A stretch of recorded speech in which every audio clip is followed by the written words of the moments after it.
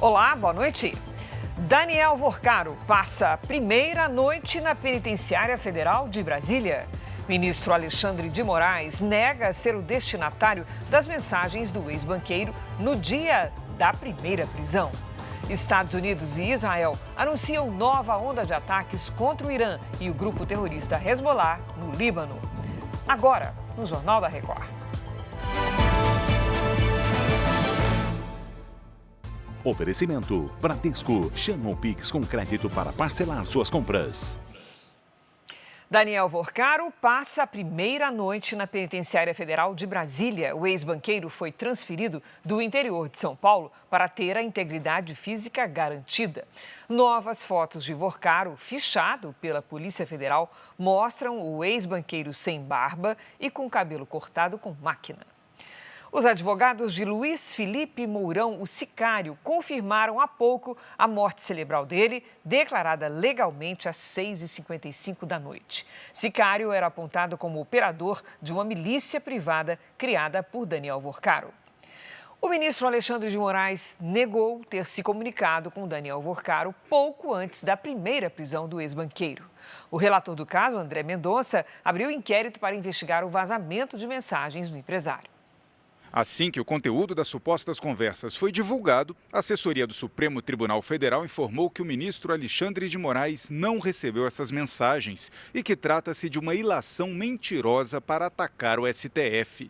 Em outra nota, no início da noite, o ministro disse que as mensagens foram enviadas para outra pessoa. A nota diz que uma análise técnica realizada nos dados de Daniel Vorcaro, tornados públicos pela CPMI do INSS, constatou que as mensagens de visualização única enviadas por ele no dia 17 de novembro de 2025 não conferem com os contatos do ministro Alexandre de Moraes nos arquivos apreendidos.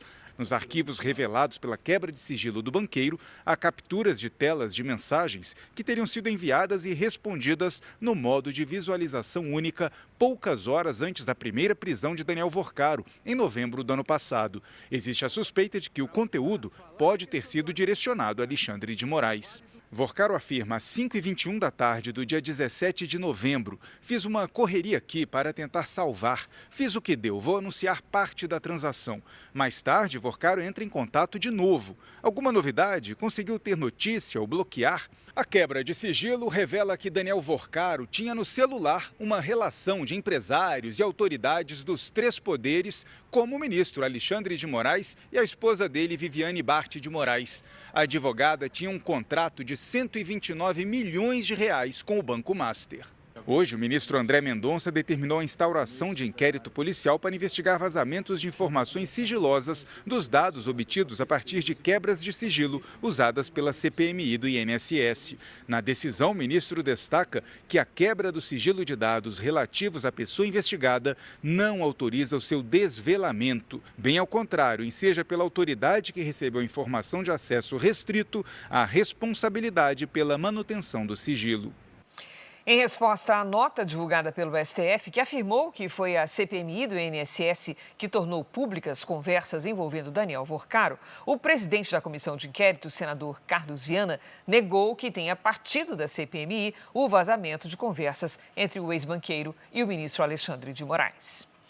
O procurador-geral da República, Paulo Gonet, respondeu ao ministro André Mendonça. O relator do caso Master no Supremo Tribunal Federal classificou como lamentável a PGR não ter visto urgência e ter pedido mais prazo para se manifestar sobre as operações ligadas ao caso. Então vamos a Brasília conversar com a Gabriela Milanese, que traz mais detalhes para a gente.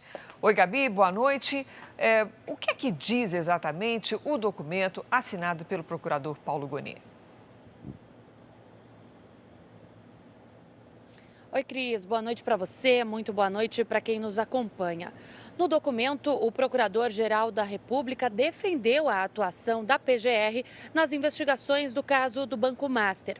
Paulo Gonet afirmou que o Ministério Público não pode se manifestar de forma imponderada e que os pedidos da Polícia Federal envolviam mais de 2.000 páginas. Além disso, Gonet disse o seguinte, que a gravidade do delito não basta em si para justificar toda e qualquer medida cautelar.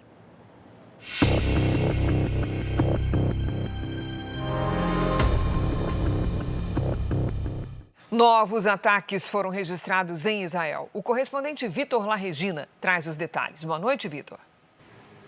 Oi, Cris. Só nesta noite de sexta-feira, pelo menos 4 ataques foram registrados aqui na região central do país. Por enquanto, não há registros de feridos. O conflito também afeta outros países do Oriente Médio. A Guarda Revolucionária Iraniana disse que atacou uma base americana nos Emirados Árabes Unidos. O grupo armado afirmou que o local foi usado como plataforma para o lançamento de mísseis contra uma escola no sábado passado. Autoridades iranianas disseram que 150 pessoas morreram. O exército americano e as forças israelenses apuram o ataque. Hoje à noite, autoridades do Iraque também disseram que um drone explosivo atingiu um hotel na cidade de Erbil. Ainda não há informações sobre feridos. Volto com você. Obrigada, Vitor. Estados Unidos e Israel anunciaram uma nova onda de ataques contra o Irã e o grupo terrorista Hezbollah no Líbano. A ofensiva é uma resposta aos bombardeios que atingiram Israel nas últimas horas. Era madrugada quando soaram as primeiras sirenes.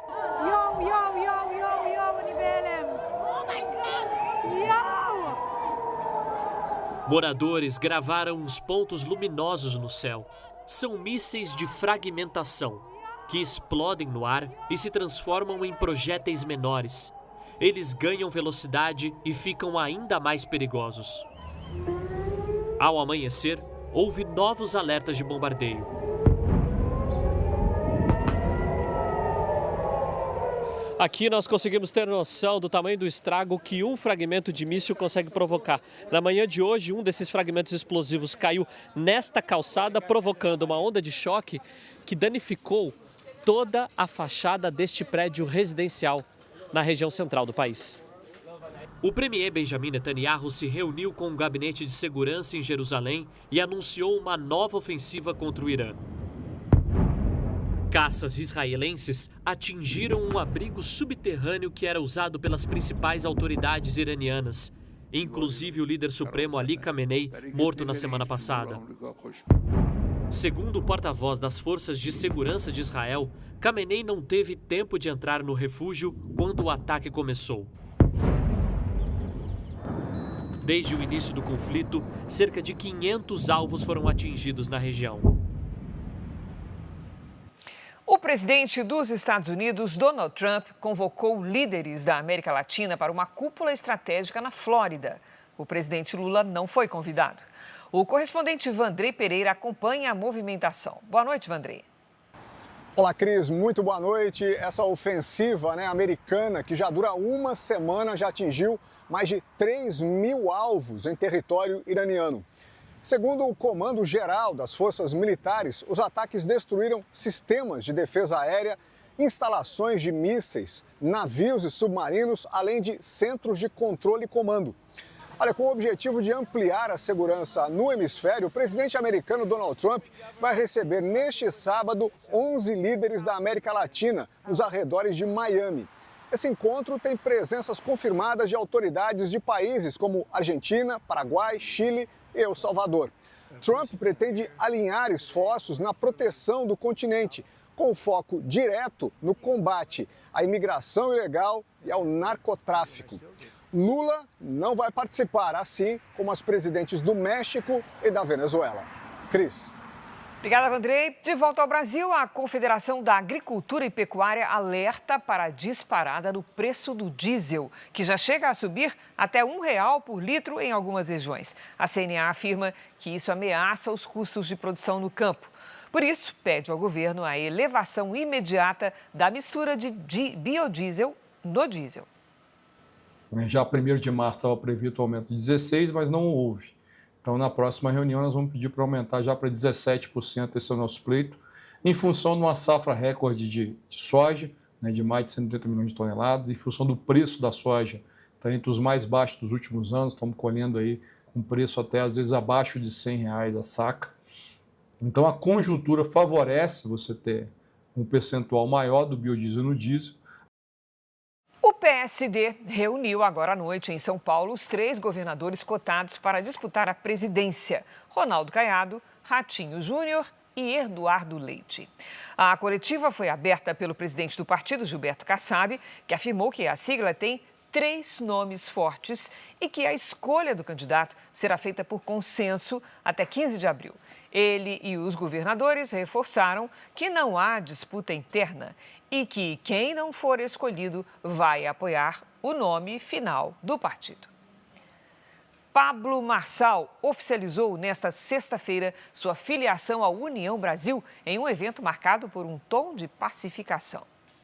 Mesmo inelegível até 2032 por decisões da Justiça Eleitoral, União Brasil aposta que Marçal consiga reverter condenações e disputar uma vaga no Congresso Nacional nas eleições de outubro. Durante a cerimônia, Marçal fez pedidos públicos de desculpas ao governador Tarcísio de Freitas e ao prefeito de São Paulo, Ricardo Nunes, por ataques na última campanha eleitoral. Você é um homem bom, eu te peço perdão publicamente, não por política, mas pelo meu coração. Com o governador já resolvi, mas eu quero fazer isso publicamente. Governador, gosto muito dele, sei do homem sério que ele é, então Tarcísio, perdão público para você, porque eu sei um homem honesto, correto que você é. Este foi o Jornal da Record. Outras informações no Fala Brasil, edição de sábado, às 7h30 da manhã. Você fica agora com Fala que eu te escuto. Boa noite, bom fim de semana para você.